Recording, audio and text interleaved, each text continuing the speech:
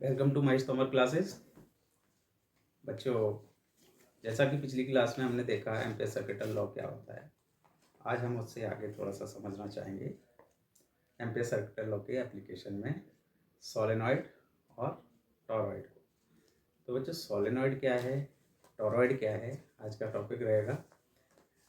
अब सोचो, अगर हमें एक लॉन्ग रेंज मैग्नेटिक फील्ड अगर प्रोड्यूस करना है तो किस तरीके से हम मैग्नेटिक फील्ड प्रोड्यूस कर सकते हैं।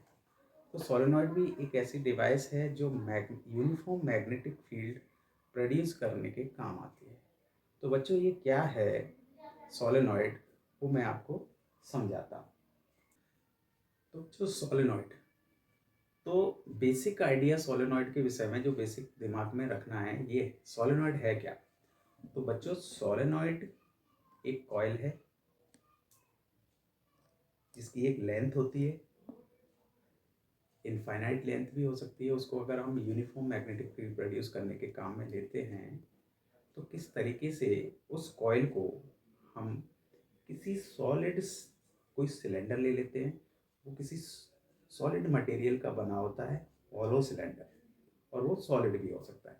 किसी हॉलो सिलेंडर के ऊपर जब हम किसी कॉइल को बाइंड कर देते हैं, बाइंडिंग कर देते हैं, उसकी क्लोज बाइंडिंग कर देते हैं, तो वो एक सोलेनॉइड की तरह काम करना शुरू करता है। जब हम बाइंडिंग करते हैं तो जो एडजेसेंट सर्कल्स के फॉर्म में जो सर्कल्स होते हैं वो इंसुलेटेड होना चाहिए। तो एडजेसेंट इंसुलेटेड सोलेनॉइड कॉइल्स को हम लपेट देते हैं सिलेंडर के ऊपर, और ये देखिए किस तरीके से बनता है। मान लीजिए आपका ये सॉलिड सिलेंडर है। इस सॉलिड सिलेंडर के ऊपर अगर हम इस कॉइल को लपेटते हैं इस तरीके से, ये जो कॉइल लपेटते हैं, तो हमारा ये अरेंजमेंट सोलेनॉइड होता है। इसी अरेंजमेंट को हम सोलेनॉइड कहते हैं, इसी अरेंजमेंट को सोलेनॉइड कहते हैं। अब ये यूनिफॉर्म मैग्नेटिक फील्ड किस तरीके से इस एक्सिस के अलोंग क्रिएट करेगा, उसको हम समझना चाहते हैं। तो मैग्नेटिक फील्ड इस एक्सिस के अराउंड, देखो बच्चों, ये यहाँ जो है कॉन्सेंट्रिक सर्कल्स है। एक सर्कल ये बना, दूसरा सर्कल ये बना, तीसरा सर्कल ये बना, चौथा सर्कल। ये जो कॉइल है, कॉइल का हर लूप एक सर्कल बना रहा है, और हर सर्कल का सेंटर सिलेंडर की एक्सिस पर ही लाई करता है। ओके, हमें मालूम है कि किसी भी करंट कैरिंग सर्कुलर लूप की वजह से एक मैग्नेटिक फील्ड बनता है। हर कॉइल एक मैग्नेटिक फील्ड बनाएगा। वो मैग्नेटिक फील्ड सुपरपोज सुपरपोज होते होते एक यूनिफॉर्म मैग्नेटिक फील्ड इस एक्सिस के अलोंग बन जाता है। ध्यान देने वाली बात यह है बच्चों कि magnetic field outside this cylinder zero होगा। कैसे होगा वो आप समझ लीजिए। मान लीजिए ये दो सर्कल्स हैं, कॉन्सेंट्रिक सर्कुलर लूप्स हैं। ये जो सर्कुलर लूप्स हैं, इसमें करंट इस डायरेक्शन में है, तो निश्चित है दूसरी वाली करंट कॉइल में करंट की डायरेक्शन अपोजिट होगी, क्योंकि करंट घूम के आ रहा है। इसके जस्ट बाहर अगर हम कोई पॉइंट लेते हैं तो उस पॉइंट पर इस कॉइल की वजह से जो फील्ड बनेगा उसकी डायरेक्शन, और इस कॉइल की वजह से जो फील्ड बनेगा उसकी डायरेक्शन अपोजिट होगी। इस वजह से net field outside the solenoid zero हो जाता है। अब देखिए, अंदर एक्सिस के अलोंग जो फील्ड है वो कितना फील्ड बनता है, उसका मैग्नीट्यूड कितना होता है, इस चीज़ को हमें समझना है। अभी मैंने ये इनफाइनाइट लॉन्ग सोलेनॉइड लिया हुआ है, इसकी लेंथ इनफाइनाइट है। तो देखो बच्चों, अगर हम इसकी बात करें इनफाइनाइट लॉन्ग सोलेनॉइड की, तो इसका क्रॉस सेक्शन हमें कुछ इस तरीके से दिखाई देगा। इनफाइनाइट लॉन्ग है ये इनफाइनाइट लॉन्ग सोलेनॉइड। मान लीजिए ये क्रॉस सेक्शंस हैं, हर कॉइल के ये क्रॉस सेक्शन है। ये जो क्रॉस सेक्शंस जो बन रहे हैं वो आपको करंट की डायरेक्शन को रिप्रेजेंट कर रहे हैं। मान लीजिए कि इसमें करंट अपवर्ड है, इन सारे लूप्स में करंट, और यहाँ डाउन। ओके, इन लूप्स की वजह से एक्सिस पे सोलेनॉइड के अंदर जो फील्ड होगा वो कितना होगा वो हमें समझना है। इसके लिए हम एम्पियर सर्किटल लॉ का इस्तेमाल करते हैं बच्चों। एम्पियर सर्किटल लॉ क्या होता है ये हम पिछली वीडियो में समझ चुके हैं। जिन बच्चों ने पिछला वीडियो नहीं देखा है वो पिछला वीडियो में एम्पियर सर्किटल लॉ का बेसिक कॉन्सेप्ट क्या है वो समझ सकते हैं। मैं यहाँ एक रेक्टेंगुलर लूप कंसीडर कर रहा हूँ।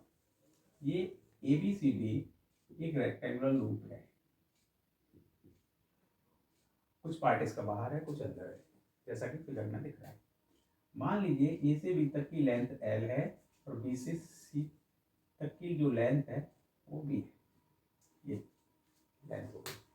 अब आप समझिए length L width B। Ampere circuital law हम इसमें इस्तेमाल करेंगे। इस लूप में अब देखिए ये जो रेक्टेंगुलर लूप है इस लूप में कितने वायर्स थ्रेडिंग कर रहे हैं। अगर मान लीजिए number of turns per unit length इस सोलेनॉइड की स्मॉल n है जिसको हम टोटल नंबर ऑफ टर्न्स को L से डिवाइड करके फाइंड आउट करते हैं। तो जरा सोचो L लेंथ में टोटल नंबर ऑफ टर्न्स कितने होंगे वो सोच लीजिए। तो यहाँ से यहाँ तक जो नंबर ऑफ टर्न्स होंगे वो n equal to small n into L के बराबर होंगे। ये होंगे नंबर ऑफ टर्न्स जो कि थ्रेडिंग कर रहे हैं इस लूप के साथ। तो ये जो टर्न्स हैं टोटल नंबर ऑफ टर्न्स इसमें जो थ्रेडिंग हो रही है वो कैपिटल N हो गए बच्चों। अगर एक टर्न में करंट I है, अगर एक टर्न में करंट I है तो टोटल n टर्न्स में जो करंट होगा I नेट वो I net equal to N into I होगा। So using ampere circuital law हमें ये देखें कि इसमें इस पूरे लूप से जो थ्रेडिंग हो रही है करंट की वो ये है।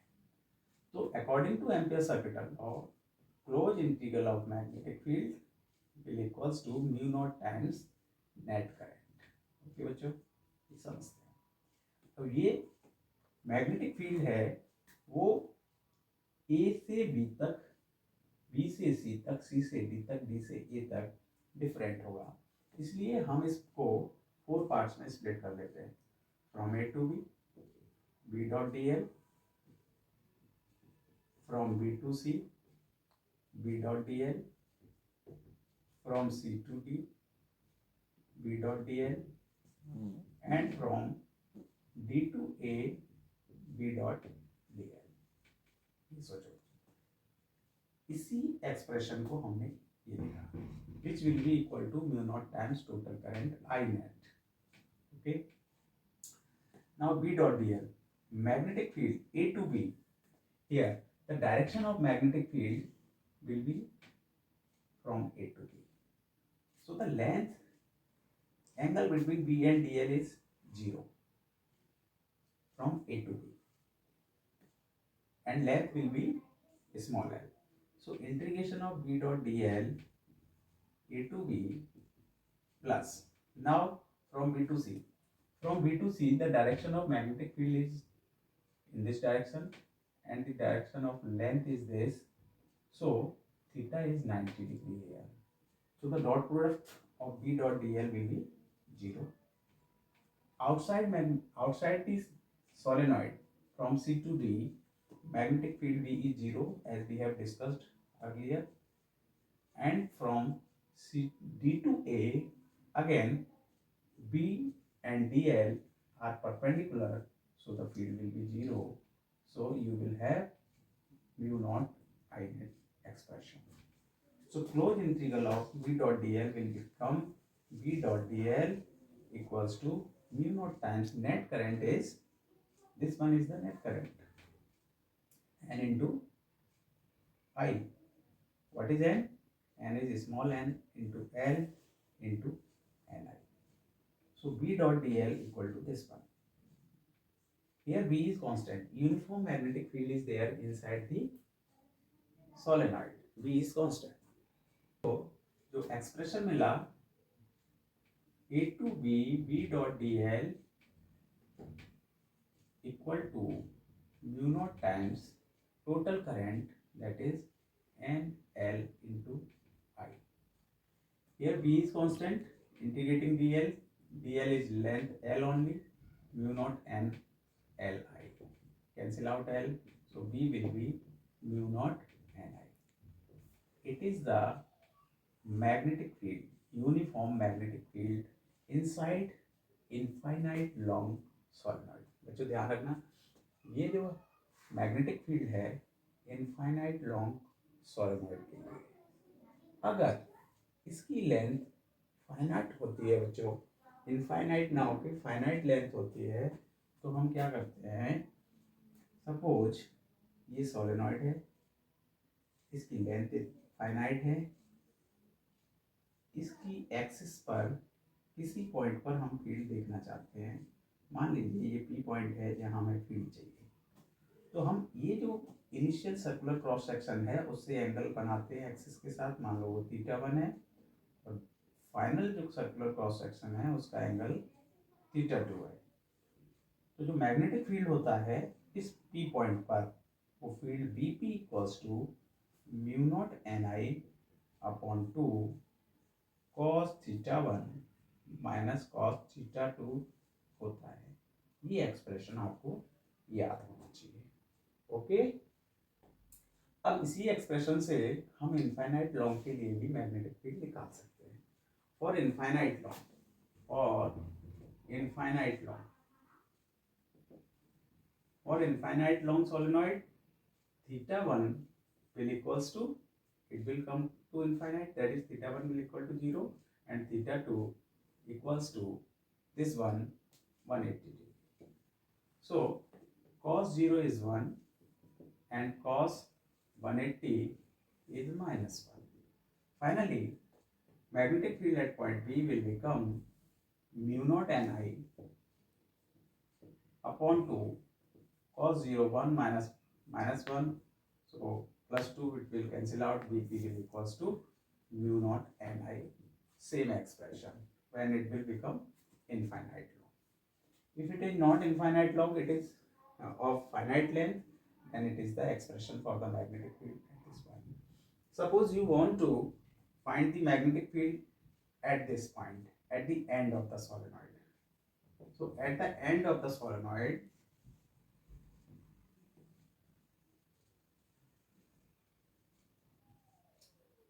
θ1 will equals to, here θ1 will be 90 degree and θ2 will be, it is infinite long, but we wish to find the magnetic field at one end, θ2 will be 180 degree.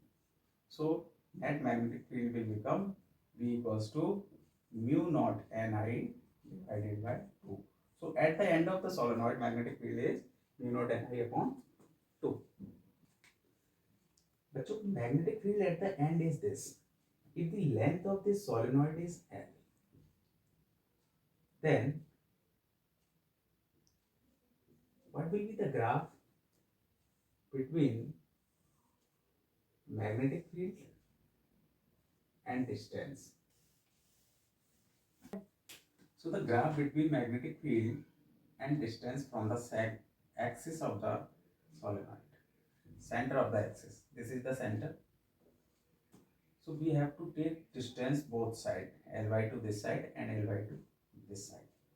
Suppose on the principal axis, on the x-axis, it is the center. We are taking magnetic field on the y-axis. It is the distance plus Ly2, and this is the minus Ly2 distance. So at the center, maximum magnetic field will be there. When length will become Ly2, magnetic field will become half. Half, this one is half. So magnetic field will become P upon 2 at this point. So the graph will decrease like this. Like this. At this point, graph will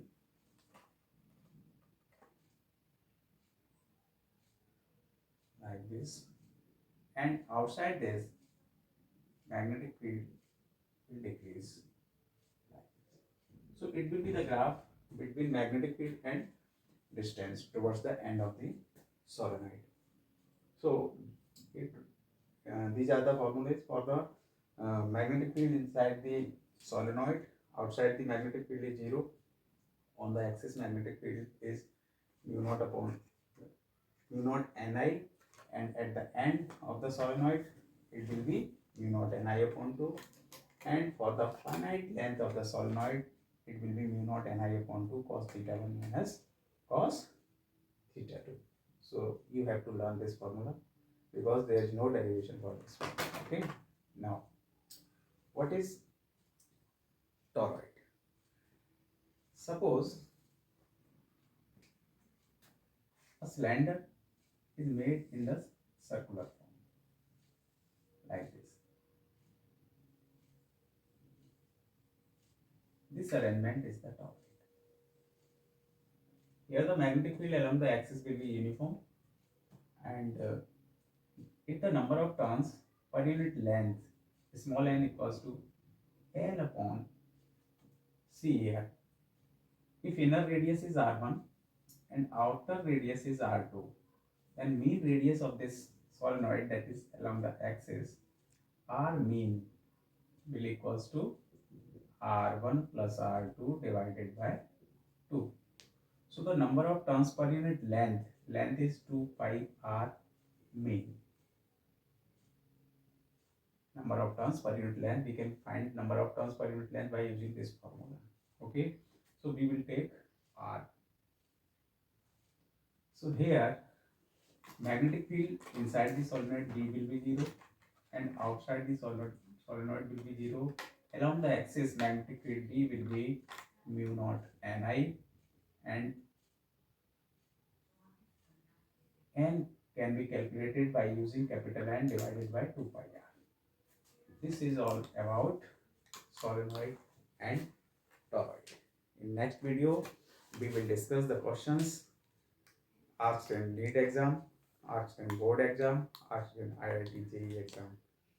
And for watching, subscribe the channel so you can find the questions based on solenoid and toroid. Thanks.